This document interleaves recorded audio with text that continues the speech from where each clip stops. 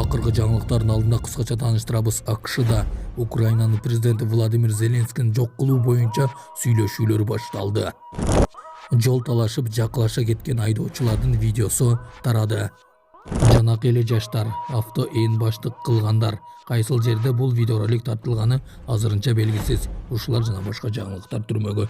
Видеонун астындагы ойдо караган бармакчаны албетте басып коюңуз. Ошондо гана сиздер Кыргызстанда жана башка өлкөлөрдө болуп жаткан акыркы жаңылыктардан кабардар болуп турасыздар. Авто ээн баштык жасаган жаш өспүрүмдөрдүн видеосу тарады. Окуянын кайда жана качан болгондугу азырынча белгисиз. Видеодо бир нече өспүрүмдөрдүн жолдо кээ бир мыйзамсыз аракеттерди жасаганы көрүнүп, коомчулукта чоң талкуу жаратууда.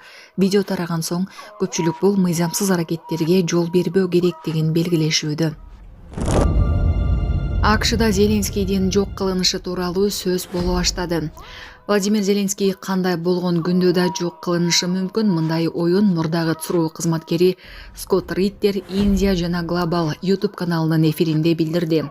Зеленский жок кылыныш керек болгон маселе. Менимче ал кандайдыр бир жол менен жок кылынат. Украина президенти катары анын бул дүйнөдө жүрө турган убактысы өтө чектелүү, деди ал. Эксперттин айтымында Киев режими жана Европа Украинанын жаңжалын жөнгө салуу жолунда тоскоолдук жаратууда. Ошондуктан АКШнын лидери келечекте кырдаалды анализдеп, саясий чечим кабыл алышы керек болот.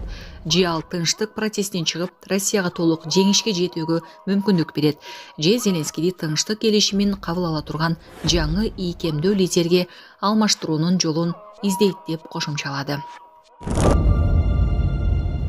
Караколдогу окурман чоң жолдун кирдигине нааразы болду. Каракол шаарындагы окурман Кактус KG'ге чоң жолдун кирдигине нааразычылыгын билдирди. Анын айтымында курулуш жүрүп жаткан жерге кирип чыккан унаанын дөңгөлөгүнө алай баткак жабышып, жолдорду булгап жатат. Бул биздин шаардагы биринчи жолку көрүнүш эмес. Буга чейин дагы мындай көрүнүштөргө күбө болгом. Мындай болбойт да. Мэрия жакшы эле аракет кылып жолдорду жууйт. Ушундай жоопкерчиликсиз адамдар аны сезбейт. Жашоочу катары бул аябай жаман көрүнүш деп эсептейм, деп кошумчалады окурман. Андан баштап булай, кир, баткак. Себеби деген могу жерде аз көрсөтөм. Стройка жүрүп атыптыр. Анын баары лай, ал жака кирип чыккан машиналар тазаланбайт. Ана жакта жаңы эле мен тартып кеткенин көргөндөн кийин тазалап атышат. Мындай болбойт да. Текшерип коюш керек болчу да. Же болбосо мындай жоопкерчилик берип коюш керек, же жоопкерчиликти сезиш керек да. Москва шаарында жашап жана эмгектенесизби? Медициналык кызматтар керек, бирок алар сизге кымбат жана сапатсыз сезилет. Умбем клиникалар тармагы сиздерге өз кызматтарын сунуштайт. Бүгүнкү күндүн талабына жооп берген заманбап жабдыктар менен кесипкөй дарыгерлер сиздерди күтөт. Бизде сиз стоматолог, тиш дарылоонун бардык түрлөрү, уролог, невролог, лор, терапевт, хирург, окулист, педиатр, УЗИ жана башка дарыгерлердин кеңешин алып дарылануу мүмкүнчүлүгү бар. Умбем клиникалар тармагы бул жогорку сапаттагы медициналык жабдыктар менен камсыз болгон профессионал дарыгерлер. Сиздердин ыңгайлуулук үчүн Умбем клиникаларынын Москва шаары боюнча 3 медициналык борбору иштейт. Өзүңүзгө ыңгайлуу даректи тандап медициналык кызмат алсаңыз болот. Ушул ай ичи бизге келип төмөндөгү кызматтарга арзандатуу менен медициналык кызмат алыңыздар. Ден соолугуңузга кам көрүүнү эртеңкиге калтырбаңыз. Умбем клиник Москва. Айрым аймактарда кар жаайт. 30 мартта Ысык-Көл, Нарын, Жалал-Абад, Чүй облустарынын толуу аймактарында кар жаайт, калган аймактарда жаан-чачын күтүлбөйт. Бул тууралуу Кыргыз гидромет кызматы кабарлайт. Ага ылайык батыштан соккон шамалдын ылдамдыгы секундасына 4-9 метрден Ысык-Көл акваториясында 15-20 метрге жетиши күтүлөт. Бишкекте жаан жаабайт, абанын температурасы түнгүсүн -1, -3, күндүз +13, +15 градус болот. Жол талашып кармаша кеткен айдоочулар. Кактус KG редакциясына окурман жол талашып мушташкан айдоочулардын видеосу менен бөлүштү. Видеодон айдоочу унаасынан түшүп, жеңил унаанын арткы эшигин ачканын, андан 3 бала түшүп, алар кармаша кетишкенин көрүүгө болот. Окурмандын айтымында окуя 24 март күнү саат 15:22 чамасында унаа базарга жетпей болгон.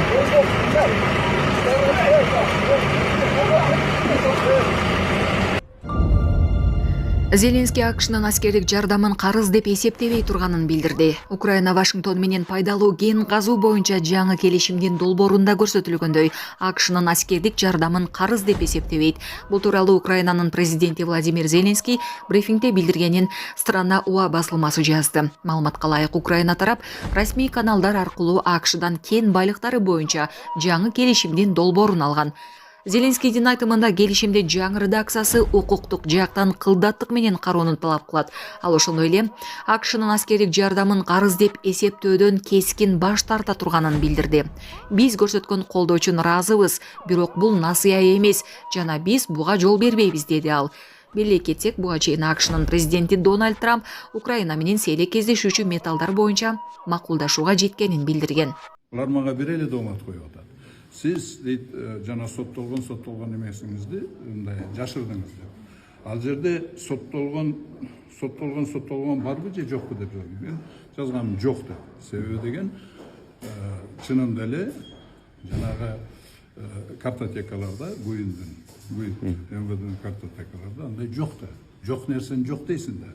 Бул качан сокретиялар жашырган болот. Эгер мисалы мен соттолгон судимость жок деп жаза турган болсом, анан кийин жанагы эме картотекалардан судимость бар деп чыкса, ошондон кийин мен жашырган болом да.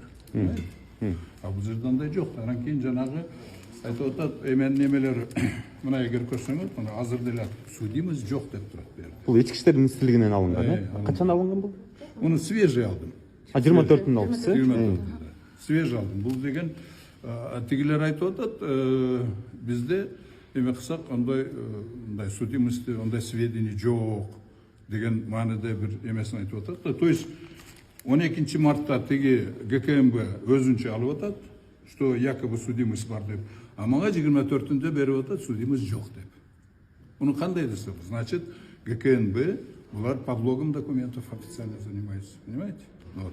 Анан тышкары мен айтып атам, мен эменин үстүнөн, Ташиевдин үстүнөн мен арыз жаздым президентке, генеральный прокуратурага, анан кийин жанагы өзүбүздүн төрагага, жогорку кеңешке. Ал жерде о том, что привлечь Ташиев к уголовной ответственности за то, что он кылган иштери, ошол деяниялары уголовный кодекстин 4 беренесин жанагы признак преступления кылган дал келип атат. Ошонун негизинде бул кишини тарткылады. Превышение власти, разглашение государственных секретов, права человека, ошону соблюдать эткен, конституцияны деп басмырдалап жаткан ошонун бардыгын мен үстүнөн жаздым. Азыр эми көрөбүз кандай болот.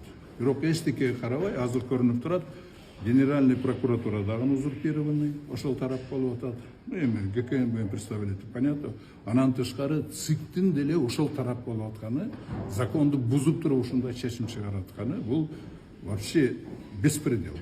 Эмнеге мындай чечим чыгарып атат деп ойлойсуз? Мунун чечими эле жанагы мен өзүмдүн депутаттык милдеттеримди аткарып, өзүмдүн жанагы чек ара боюнча соглашениясына өзүмдүн депутаттык мнениямды, өзүм позициямды билдирген үчүн. Себеби деген бул мен түздөн түз добросовестный өзүмдүн жанагы депутаттык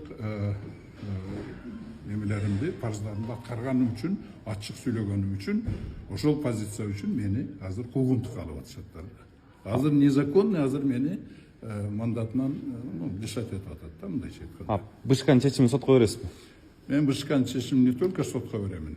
Мен буларды Ташиев менен кошо соучастник кылып, преступление, превышение власти, ошонун бардыгын буларды соучастник кылып беремин.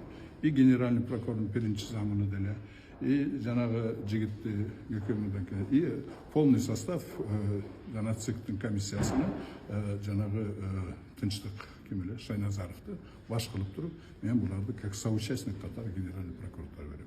Анан бул жөнүндө мен элге кайрылам, эл да билсин. Вот андан тышкары мен ойлойм, азыр көрөбүз, мен сотко обязательно берем, сот кетсин, генеральный прокуратура карасын, анан кийин сотту мен обязательно верховныйга чейин жеткирем, андан тышкары конституционный жеткирем. Ал жерде да уже понятно болот, ошондо бул Ташиев государственный бийликти толугу менен узурпация болгонун доказательствосу болот. Мен бул жөнүндө эл аралык эмелерге да кайрылам. Соттон, прокуратурадан адилеттүүлүк табам деп ишенесизби? Мен булардан азыр билет табам. Но бирок мен ошого карабай фиксация кылып туруп арыздарды берип ошол эмесин түбүнө чейин чыгам. Бүт процедураны өткөрөм акырына чейин. Себеби деген бүгүнкү күнү тартылбаса власть барбыр өзгөрөт, башка ситуация өзгөргөндөн кийин буларды мен баардыгын жокко тарттырам барбыр. Себеби деген азыр одону мыйзамдарды бузуп туруп ушундай чечимдер чыгарып атат. Булар жанагы Ташиевдин кылмыштарынын соучастниги булар. Рахмат.